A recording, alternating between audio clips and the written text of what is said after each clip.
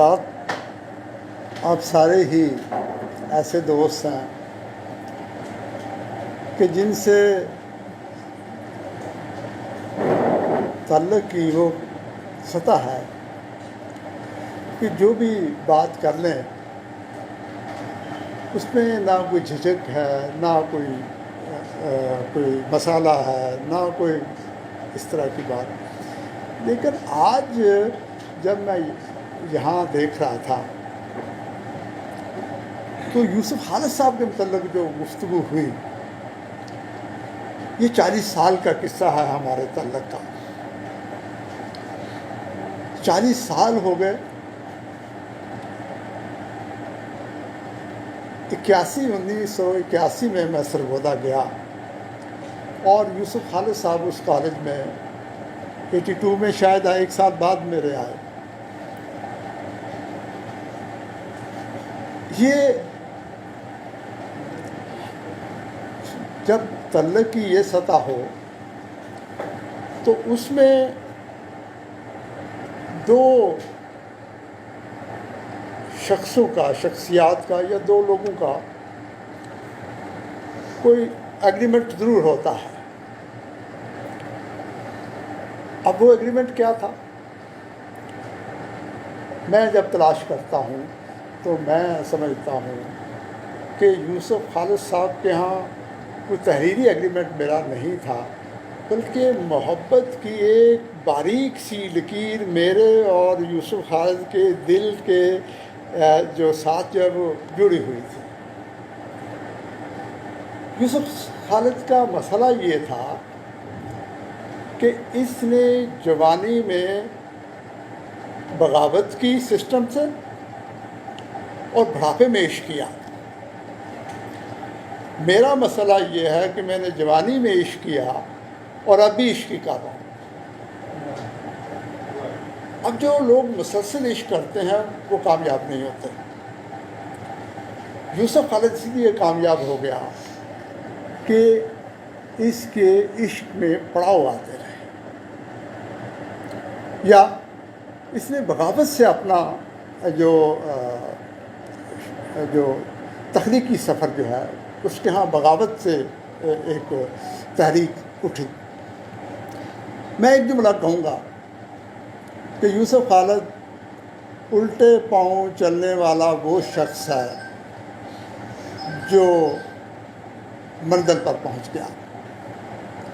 بہت سے لوگ سیدھا راستہ اختیار کرتے کرتے ناکام ہو جاتے ہیں، تو اس کے ہاں الٹے پاؤں جو کی مسافت ہے، جو اس کی شاعری کی مسافت ہے، میں اس کی بات کر رہا ہوں، یہ الٹے پاؤں کی مسافت ہے۔ زد موسم کا عذاب کا جب اس پہ میں نے مضمون لکھا تو کوئی بندہ نہیں سوچ سکتا تھا کہ عشق کی اس قدر جو باریکیاں ہیں وہ ان کی شاعری میں آئیں گی۔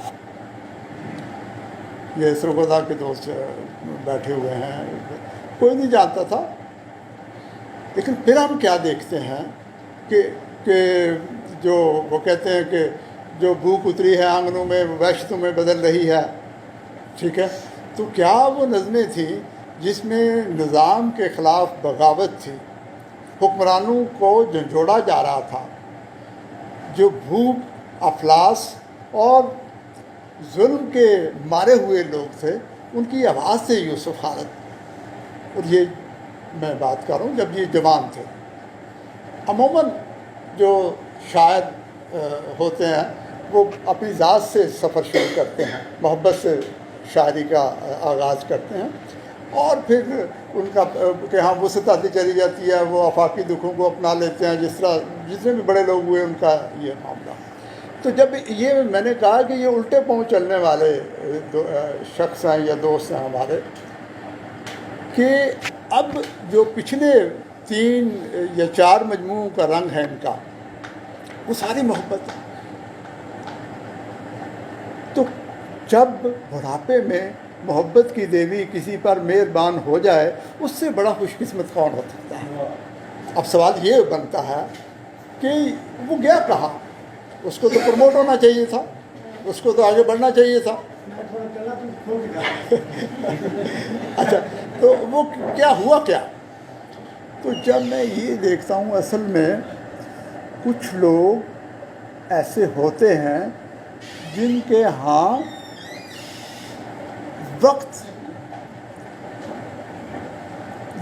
وقت جو ہے اس کی تقسیم الٹ ہوتی ہے، اور یہ وہ شخص ہیں. یہ بڑا زندہ دل آدمی ہے، اور اس زندگی کا اظہار ان کی گفتگو سے ہوتا رہتا ہے. ان کی شاعری کی بہت سی سطحیں ہیں. جیسے یہ دوستوں نے جو مضامین پڑھے، حیرت ہے کہ یوسف خالد کی پہ پڑھے گئے مضامین کا رنگ مختلف ہے. یہ جتنے دوستوں نے گفتگو کی ہے وہ سب کا رنگ الگ الگ ہے.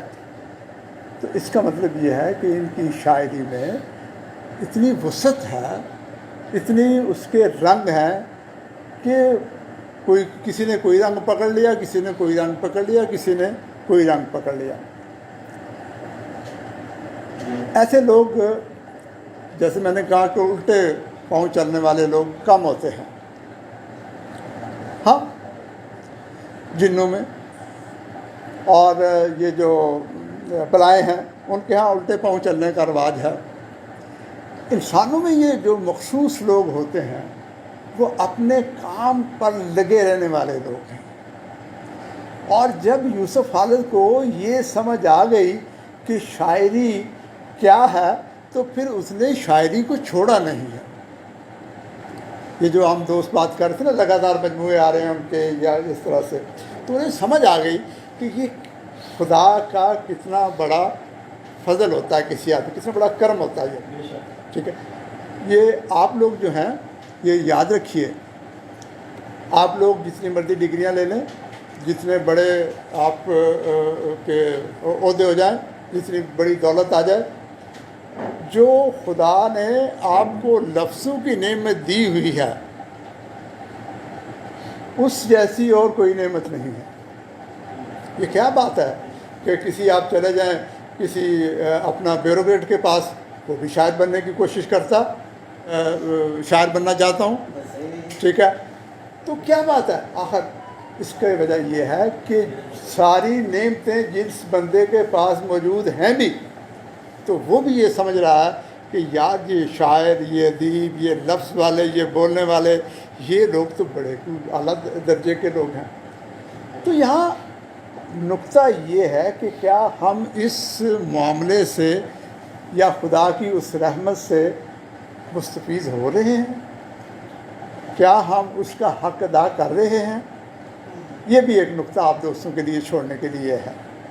ٹھیک ہے، اگر نہیں چھوڑے تو ہم اس کی نعمتوں کا استعمال صحیح نہیں کریں. دوسری، ان کے ہاں نظم جو ہے اس سے ان کی شاعری نے توانائی لی، زد موسم کے عذاب سے بھی. اور نظم میں بڑی دبنگ تھی. ٹھیک ہے، اب ان سے ہم نے سننا بھی ہے. ٹھیک ہے، اور گفتگو کے وہ پہلو سارے تقریباً دوستوں نے وہ کر بھی لیے. جیسے میں نے کہا کہ ان کی نظموں کے کا میں پہلا جو نقاد ہوں یوسف خالد کا میں ہی ہوں، اور میں چاہتا ہوں کہ آخری بھی میں ہی ہوں. اس لیے میری خواہش ہے کہ ان کی آخری کتابیں بھی چاہے 100 سال بعد چھپیں، اس کا دباچہ میں ہی لکھوں.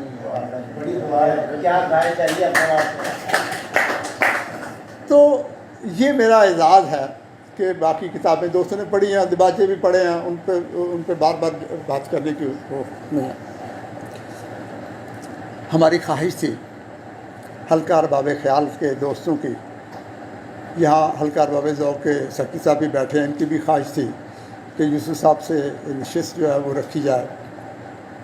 لیکن انہوں نے دو نشست جو مختلف تقاریب میں وہ وقت ایسا نہیں بن پا رہا تھا. انشاءاللہ یہ بات میں رکھیں گے. تو یہ خواہش کی تکمیل جو ہے ہمارے لیے اعزاز ہے. یہ حلقہ ارباب خیال جب دوستوں نے بنایا تو اس کا مقصد یہ تھا کہ یہاں نشستیں ہوں، شعر جو ہے اس پہ بھی نشست ہی ہو، واہ واہ کر کے شعر اڑانے والا ماحول نہ بنے، ٹھیک ہے، کیونکہ شعر کو سمجھنے والے لوگ ہیں وہ بیٹھیں باتیں کریں، اور اس طرح کا وہ اللہ کا فضل ہے، یہ سارے جو حلقے کے احباب ہیں وہ اس سطح پر لے آئے ہیں، یا ابھی ایک اور سال لگ جائے گا، یہ کام ہو جائے گا، ابھی تو زیادہ عرصہ نہیں ہوا۔ میں آپ سب دوستوں کا شکر گزار ہوں، سرگودا سے جو احباب آئے ہیں ان کا خاص طور پر شکر گزار ہوں کہ اگر وہ نہ آتے تو یوسف خالد بھی ہمت نہ کرتے۔